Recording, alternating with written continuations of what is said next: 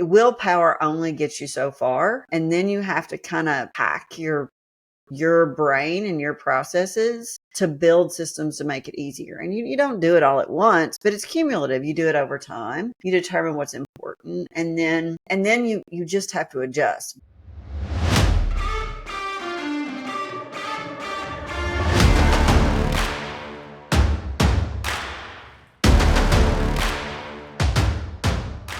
Ladies and gentlemen, gather around for a tale of epic proportions. I'm William, your host on paper, kind of like a paper CCIE, but merely a humble narrator.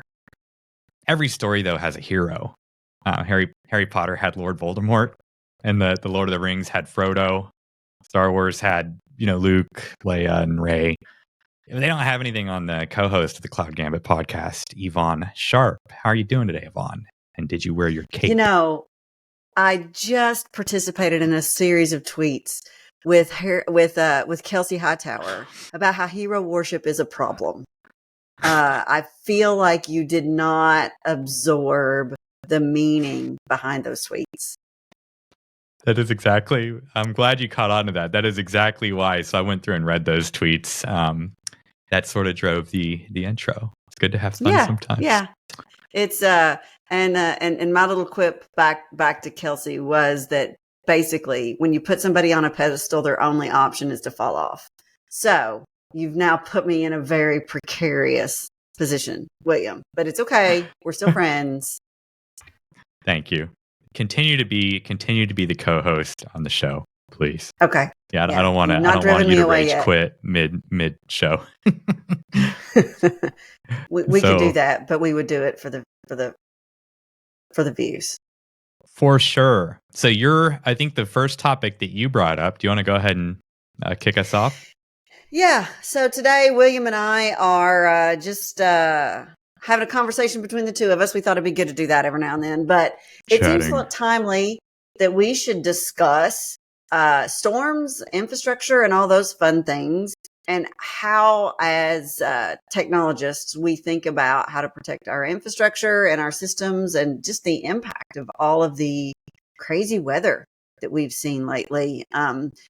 For those who are listening a while from now, really what we've seen is Hurricane Helene, who ravaged not only the Gulf Coast, but that went up the Appalachian Mountains and did a ton of damage in Western North Carolina, especially in the Asheville area. And we've also seen a week of Milton hitting Tampa and then making its way across Central Florida and back out into the Atlantic. And so we've seen a ton of weather impacts. We've got friends of the pod who have either evacuated or been without power for several days, upwards of 2 weeks in some instances, and who have really been deeply impacted by all these weather situations on a personal level. And of course, this has a deep impact for those of us who are technologists who try to keep things working all the time. So what have you seen? It's been crazy out there, William. Yeah, I mean, we saw the impacts here in Kentucky. We had I say severe, but not nearly as severe as south of us, but just tons of flooding. We lost power here for a short time. And just for some reason, and this goes back to how fragile infrastructure is. Like whenever it rains really heavy, like there's a pretty good chance my internet's going down. As crazy as that sounds in 2024. So like when you think of spanning the electrical grid, telecommunications, and how many things are relying on cloud at this point, everything is increasingly fragile. These aging power grids, for instance, they're so vulnerable to natural disasters, hurricanes, wildfires, and all these things. The rise in extreme weather, these weather events keep increasing. It's only worsening the problem. And if you think of just the electrical grid on its own, it's a big. I was reading about nuclear, just trying to educate myself on nuclear power the other day because there's just so much there. And it's not like I want to be an expert, but I kind of want to know what's going on, But I read a statistic about our current electrical grid. that's been described as vulnerable and fragile for a while.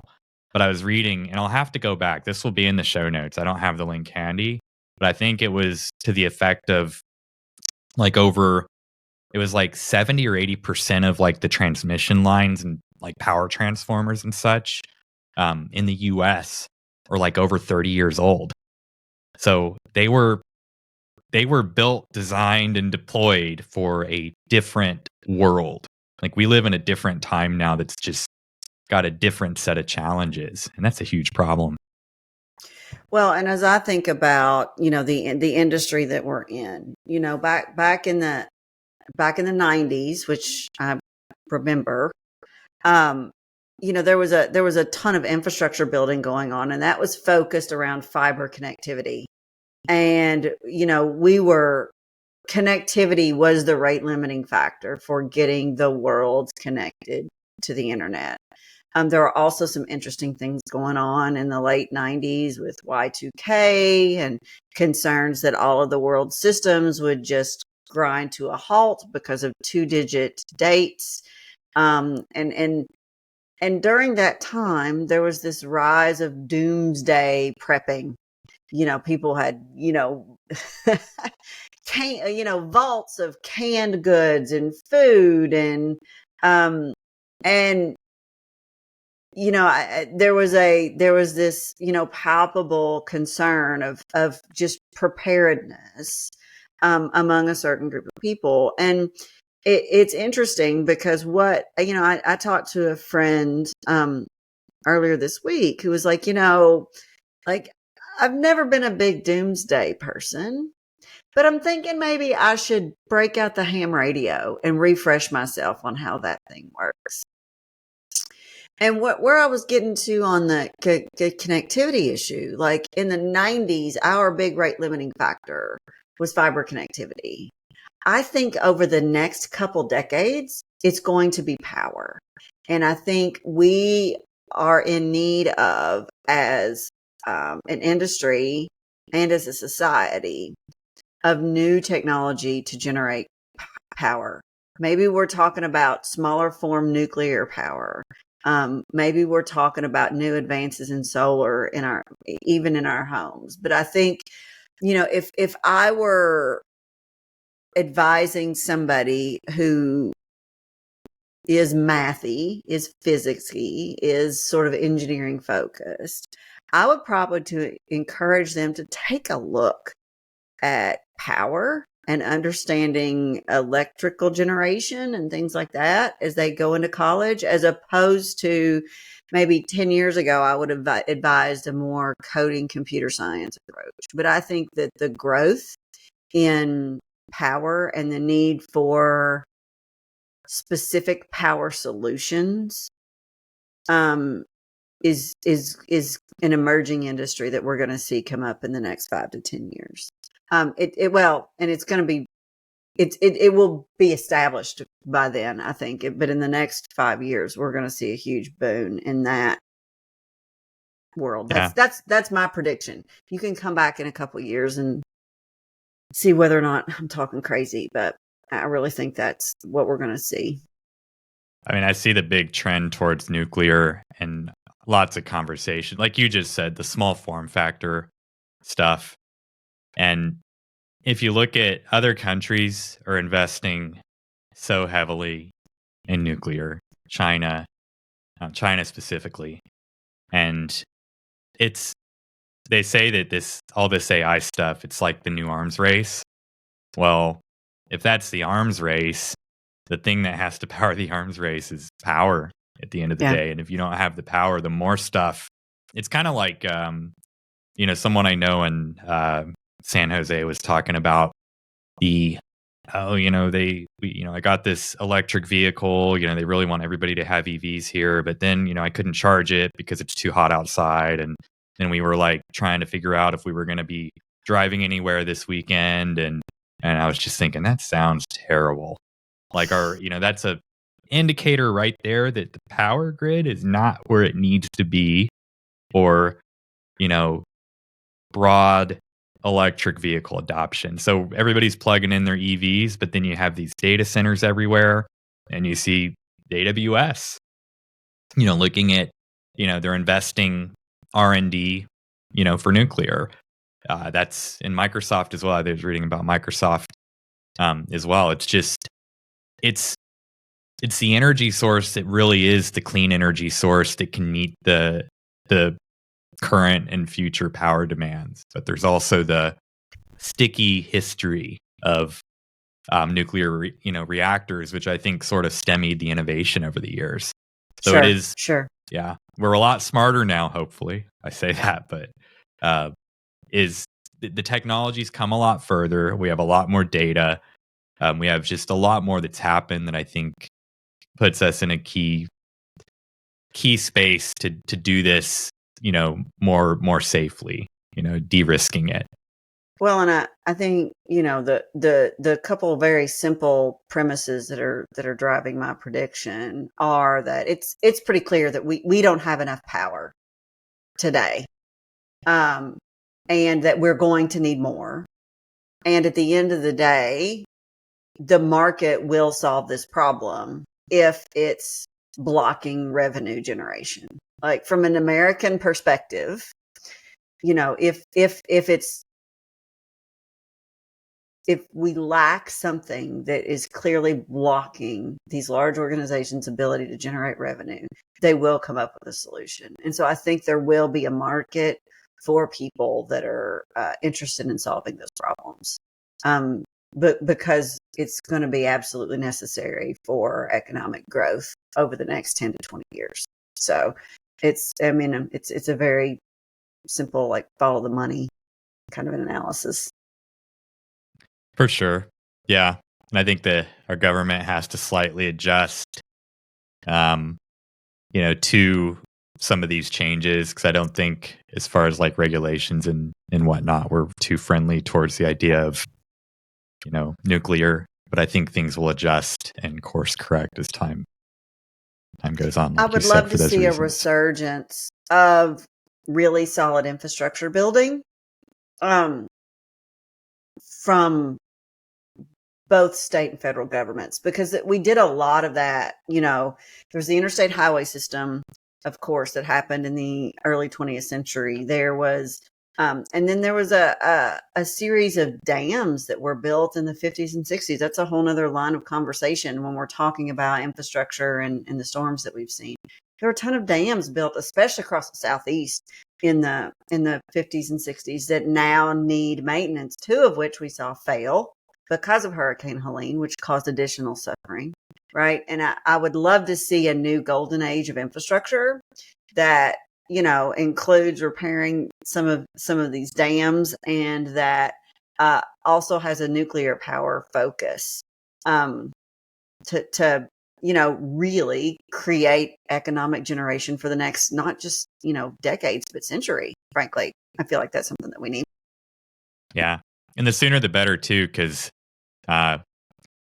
bringing up a nuclear, if you look at some of the literature and some of the startup tech out there, it's not a, hey, we're going to deploy a new application to the cloud kind of quickness. It's a many years thing. Like, you got to plan and, decide, hey, we're going to do a thing, and you're not going to see the benefits for quite a while. So that's why it's important to make those decisions and go for it.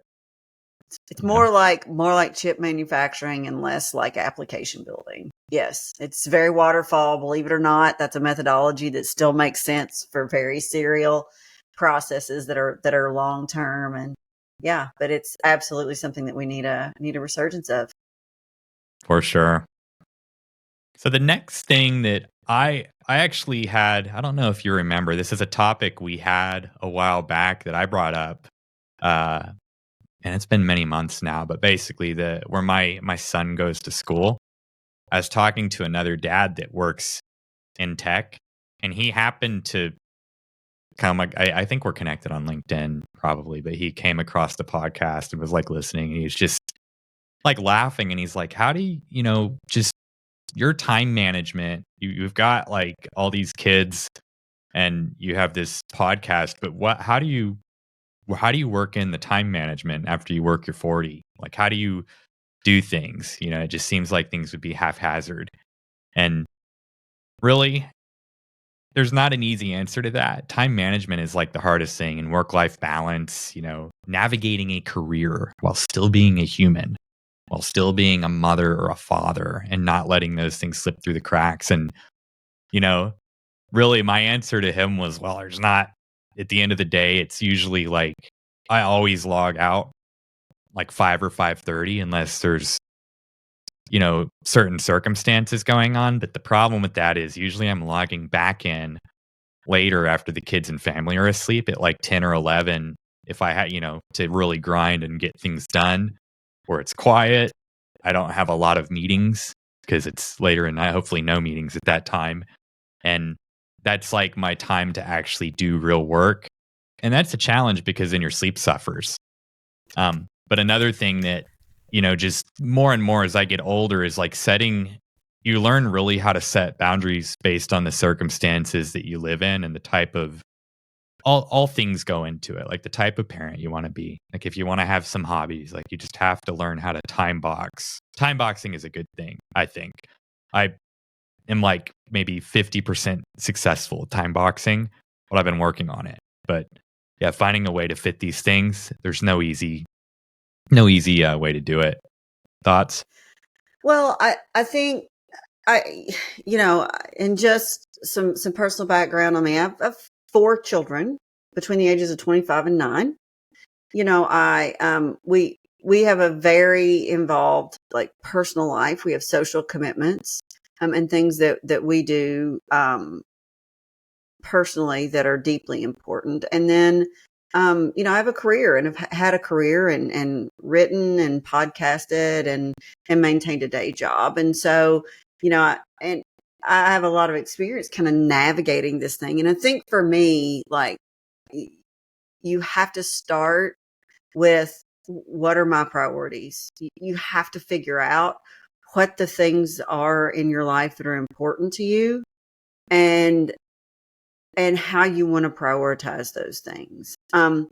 For me, that's always been, and it changes based on your phase of life, the age of your children, the health of everybody in your personal life, the demands of your career, your economic situation, like all of those things. So it's not a set it and forget it kind of a thing.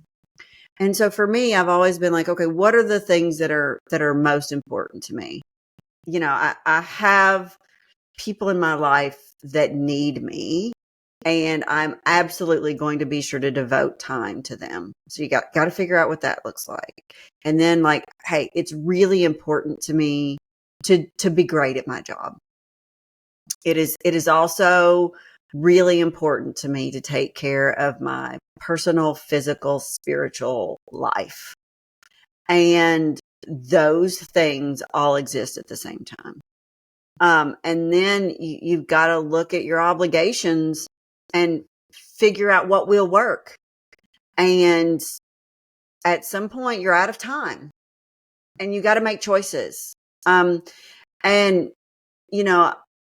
it's a very deeply personal thing. I think the things that's not really what people are asking though. They're like, okay, so what's your day-to-day schedule look like? Well, that's not an easy question to answer, right?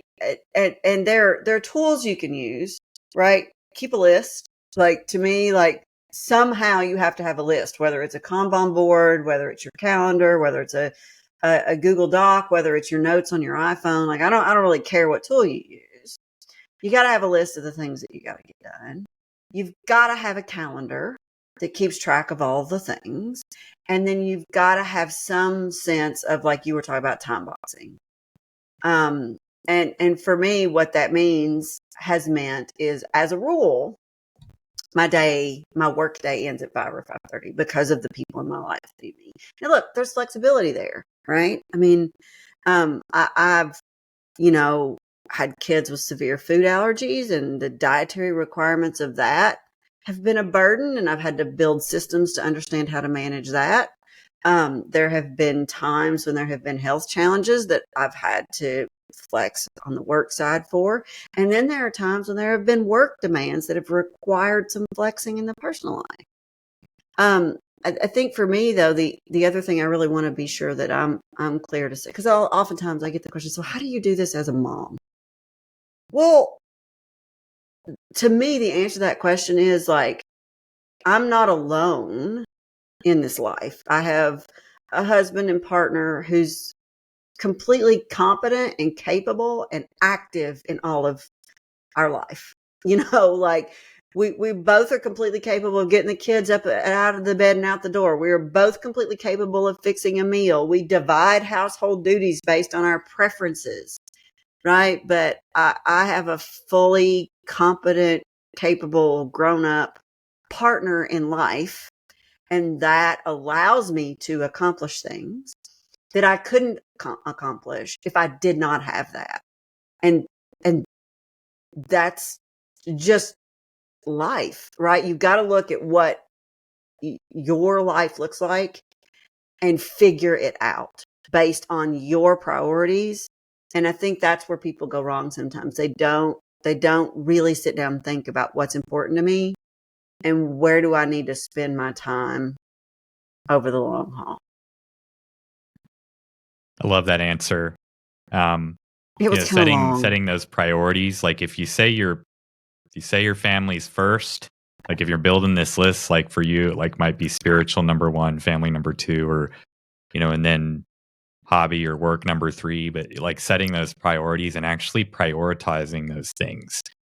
And I know that one thing that's helped me. So somebody shared this with me not too long ago, but I was kind of already doing this. But now I'm like intentionally doing it. I don't know if you've heard of the Pomodoro technique. It's basically like, so this is actually how I'm able to get things done now. So I will take so the problem is you have notifications. Like I have notifications from a bunch of chat apps. I have calendars full with calls. You have all these things going on. And then I'm getting text messaged, my mom or my dad's like calling me a lot, and just it's constant distraction. So I've become a fan of blocking out 1 hour on the calendar. Like if I know that I need to plan to get X, Y, and Z done in the coming week, I will block out time on the calendar so if nobody can put new things on there.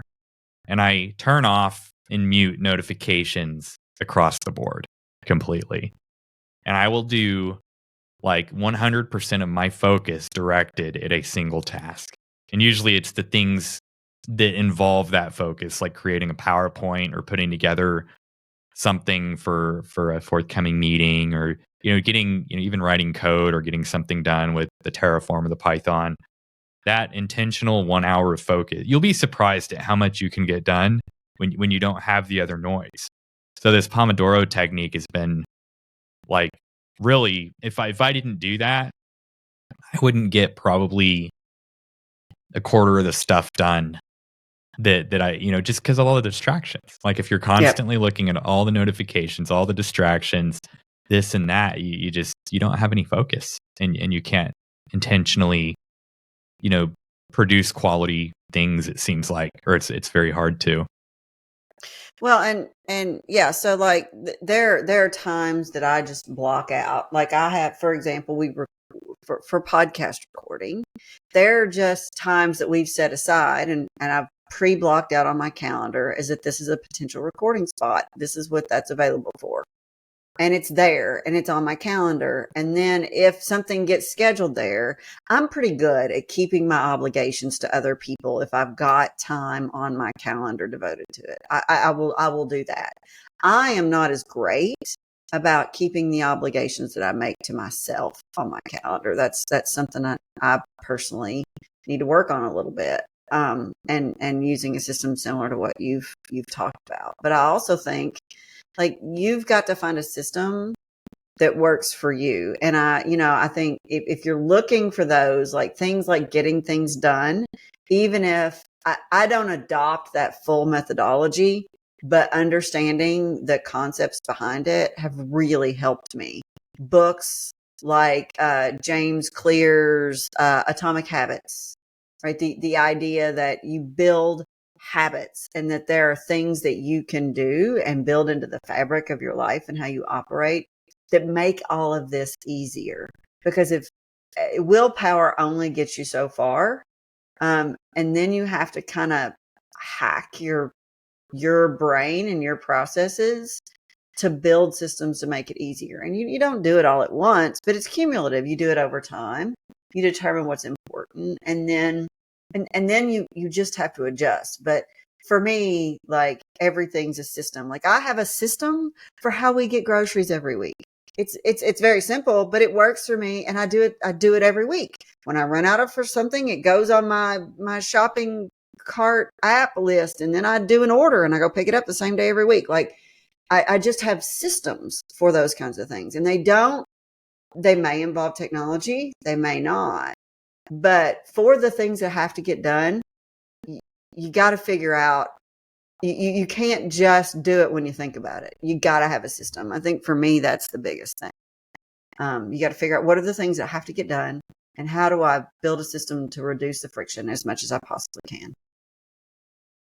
Absolutely. Yeah. And we have to remember too that times have gotten a lot better. I was talking to an older gentleman who's since passed on.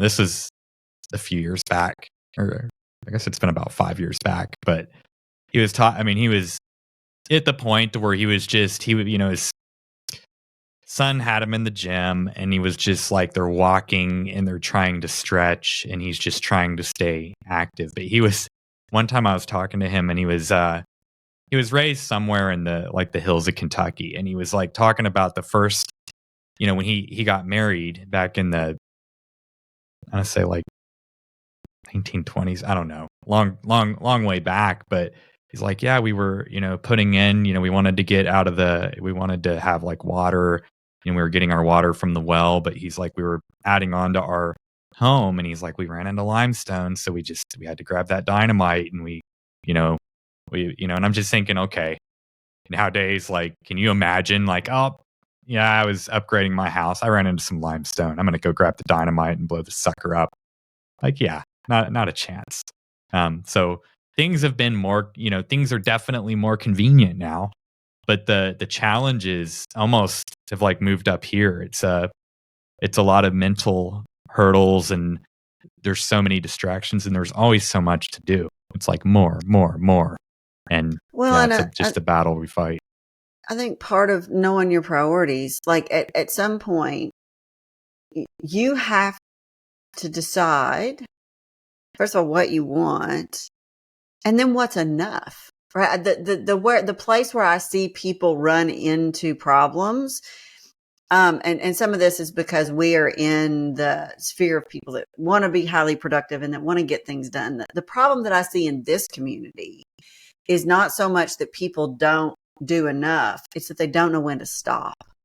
They haven't determined like what's enough, when, and they get myopic on one area of accomplishment and then let the rest go by the wayside. And so you've got to be holistic in how you approach your life. Be like, okay, what's enough? Like, what's enough money? What's enough recognition?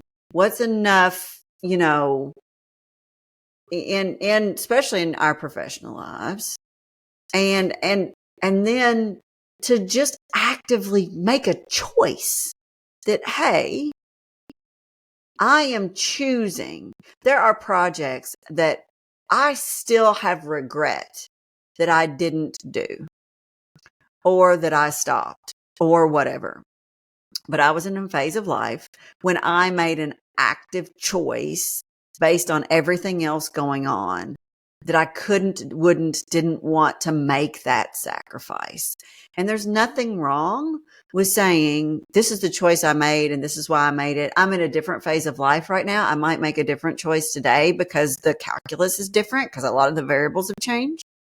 But like, I think a lot of times we want to be like, well, I just couldn't, or it didn't work out. And what I want to encourage people to do is think more in terms of choices. Like, what choice did you make and why? And then be okay with that. And it's okay to be like, you know what? I would have made that choice differently if I'd have known X, Y, and Z, and put that into your formula and use it next time.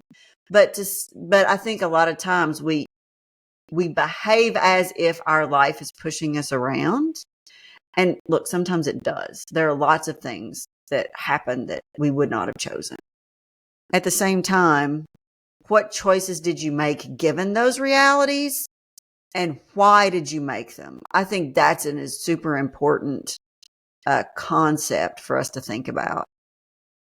Yeah, those are such good points. It's funny because happened to get caught in YouTube shorts or reels or whatever they're called. And like one with, it was Dr. Phil, which I've never watched a day of Dr. Phil in my life. I don't know much about him, but he is a pilot. So in this thing, he was talking about, we have all these things and we always want to look in the past, but he's like, as a pilot, the runway that you can't use when you're taking off is that runway behind you. It's worthless. Keep going forward. And that's a good thing. You can live too much in the past, or you can use the past to really power your future. But at the end of the day, we are more than just our jobs, Eyvonne. And if we don't take care of ourselves, that career can suffer anyway. So if you're going to just get so fixated on the next thing and not knowing when to stop, like you said, your health can suffer. And then your relationships around you, the ones that really matter, your family, your children, those can suffer. And then you're going to realize, hey, this wasn't worth it. Everything around me is crumbling anyway. I got to figure out what that balance is and what is really important, what to prioritize. And, I realize that my life, I'm not defined by my job or the company I work for. It's a lot more than that. Well, and one of the things, we never see the whole of another person, right? And I think we can look at people who are very successful and think that they've not had hurdles. And frankly, I think it's a good thing that everybody doesn't openly share all of their trials all the time. Like I think it's good to have very close people we can talk to about those things, but I don't think we need to share every detail.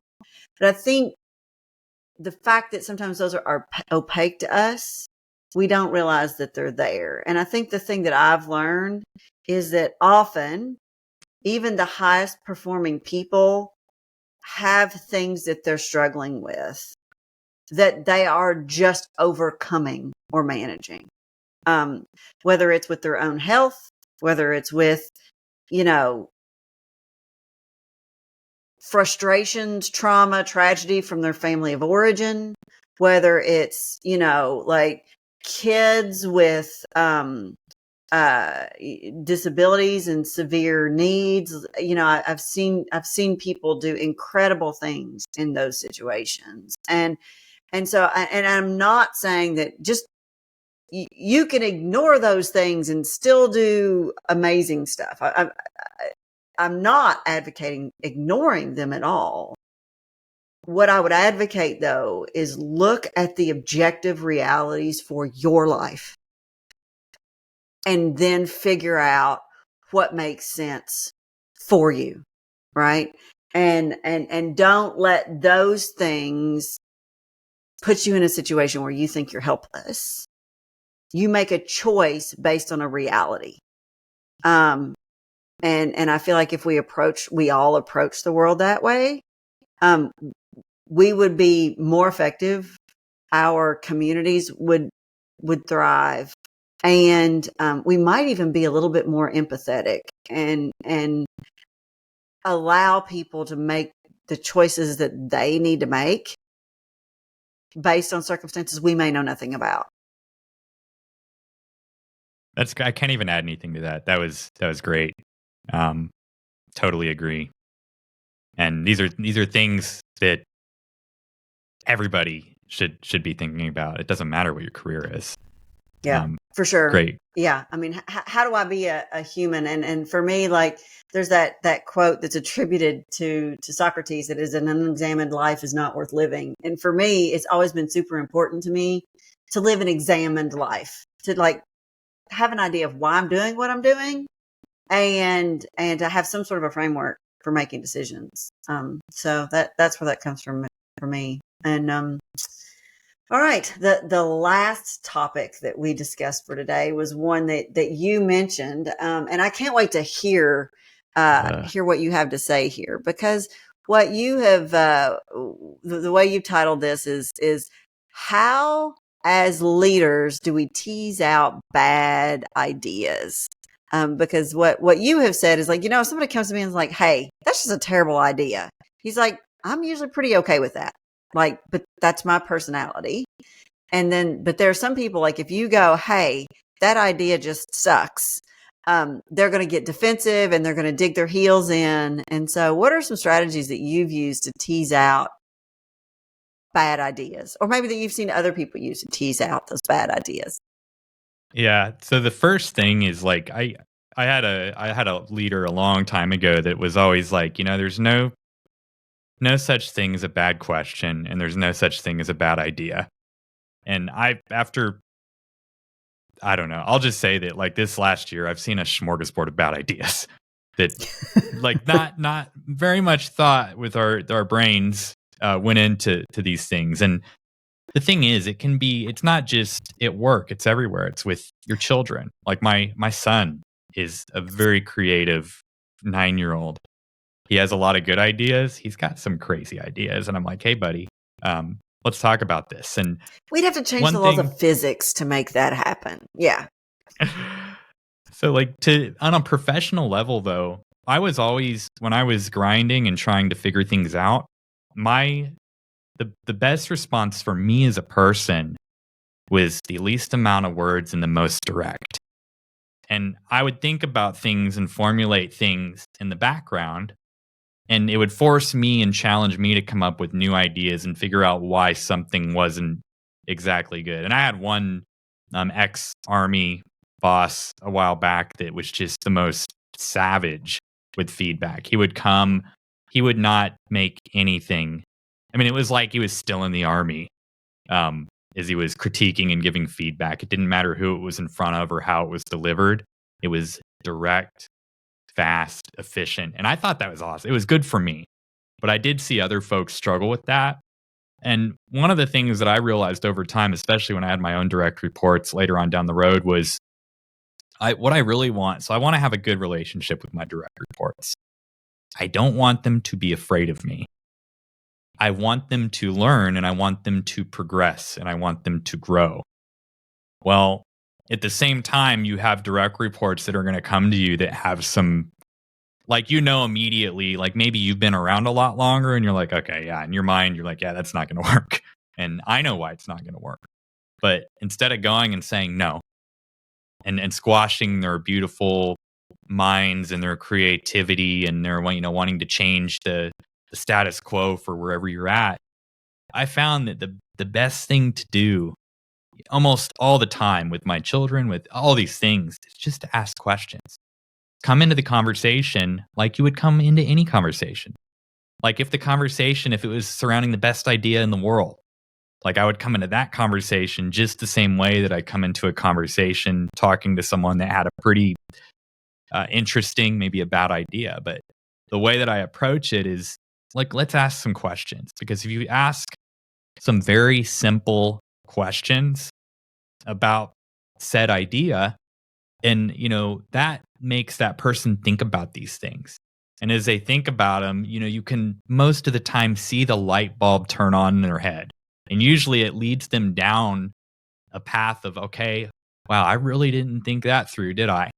And the beauty about that is it's a lesson. So you're actually, you're taking a little more time than you'd want to.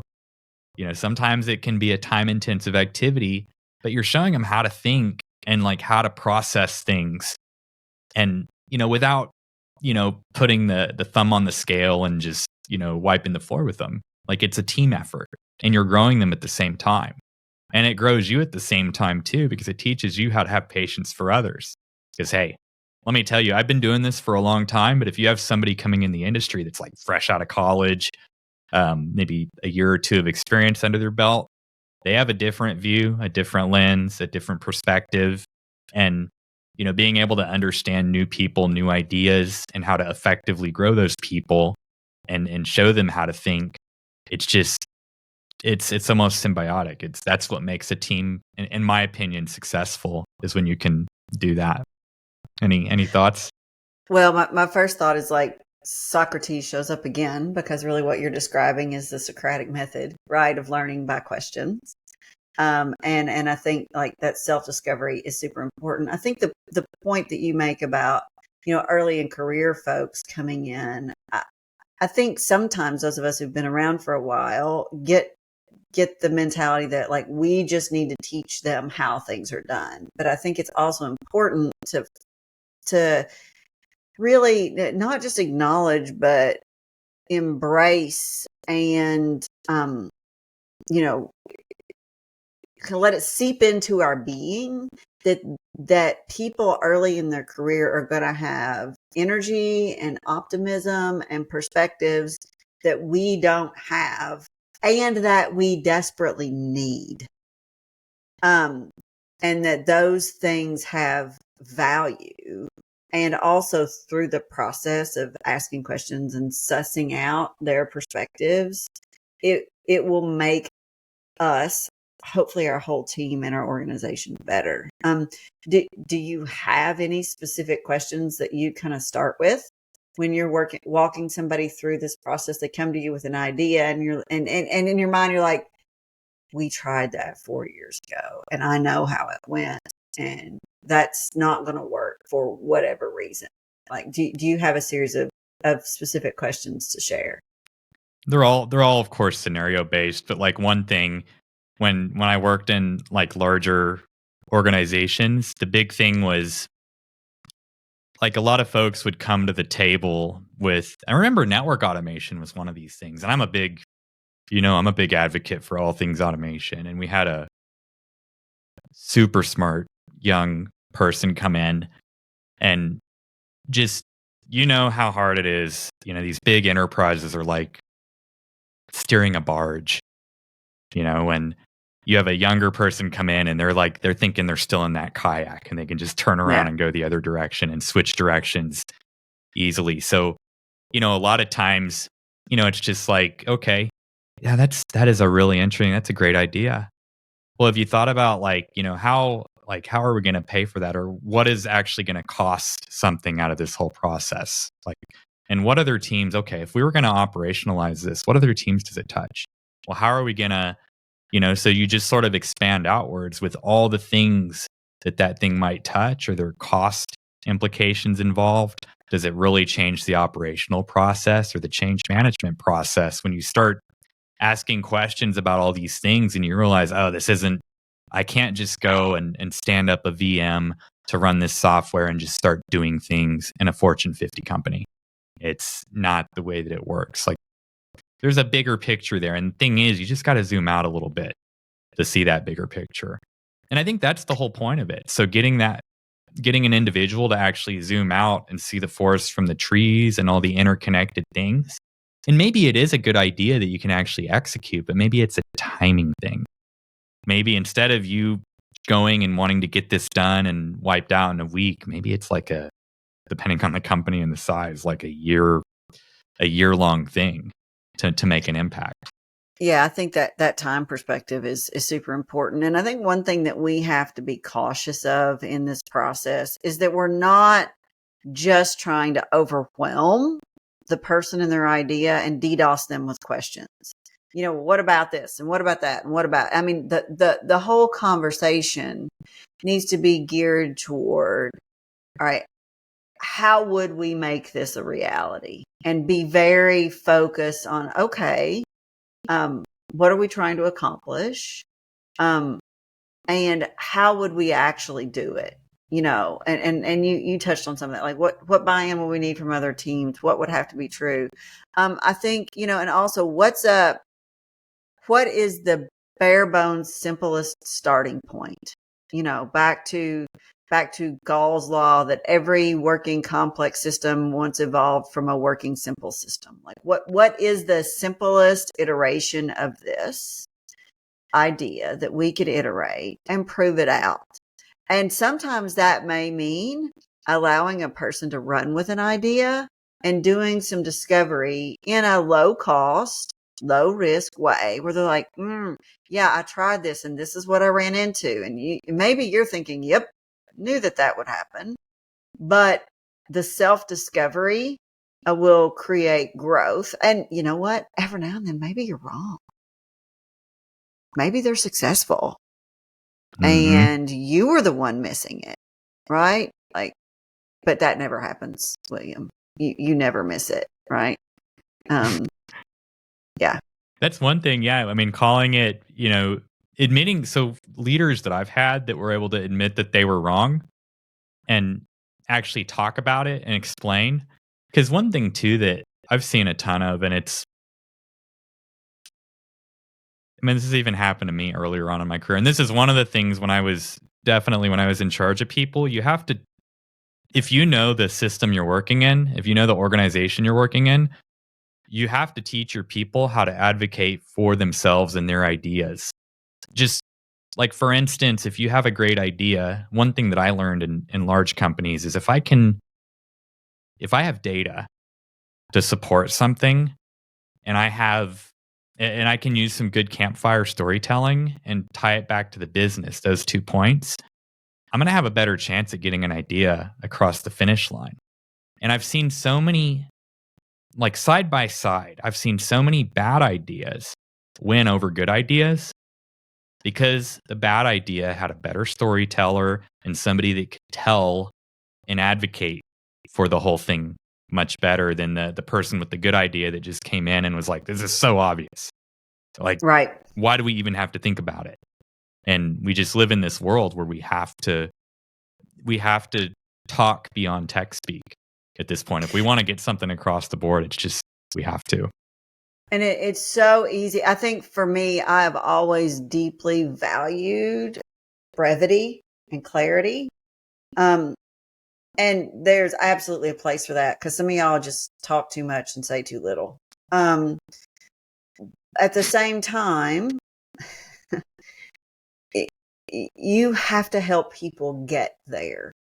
And I know something I've realized with my kids, sort of as my oldest ones are adults now, is that I'm often too quick to say, you need to just do it this way. And for me, that's like the most efficient and it's time saving. And it's like, and for some kids that works. They just want to be, they just want to do the thing and move on. Other children, and humans, children are ultimately, fully formed humans. Debatable. That's a subject for another podcast. But, some of them need that discovery process. They need to know more about the why, and they're not willing or able to just take your word for it. And I feel like I could have done things and been a better parent if I was willing to take my children on those paths of discovery sometimes. But that takes time and that takes energy and that takes mental focus. And that gets back to our time management priorities conversation we just had. But yes, and you got to think what's your objective? Is it, and as a leader, your objective becomes not only how do we get this thing done that's got to get done? That's important. But how do we build a team and systems that enable us to get all the things done over a long period of time? And that's where the strategies that you're talking about become really valuable and pay significant dividends, because ultimately I don't want to be the bottleneck for every decision that gets made. I want to enable people to make better decisions and to be as autonomous as they can be. And frankly, there are times of the day I'd prefer my phone not ring. And if I can enable people so that happens less, then it's a win, in my opinion, for everyone. That's how you scale. You heard it here first, folks. Yeah. And if you heard it here first, you need to get out more. Wow, I can't believe we're almost up on an hour already. This has been a great conversation. You got anything else? I always have thoughts. We'll just save them for another day. That sounds good. Well, to the audience out there, thank you for joining us. I know this is a sort of different type of episode than what you're used to hearing, but it's just awesome to sometimes get on and just talk about things that are top of mind, not only for us, but things we hear from other folks. So thank you for joining us. And let us know on LinkedIn or Twitter if there are things you want to hear more about or less about, or if this is a good format, or if you have things you'd like to hear us and see us do differently. We're here for it. Feedback is golden.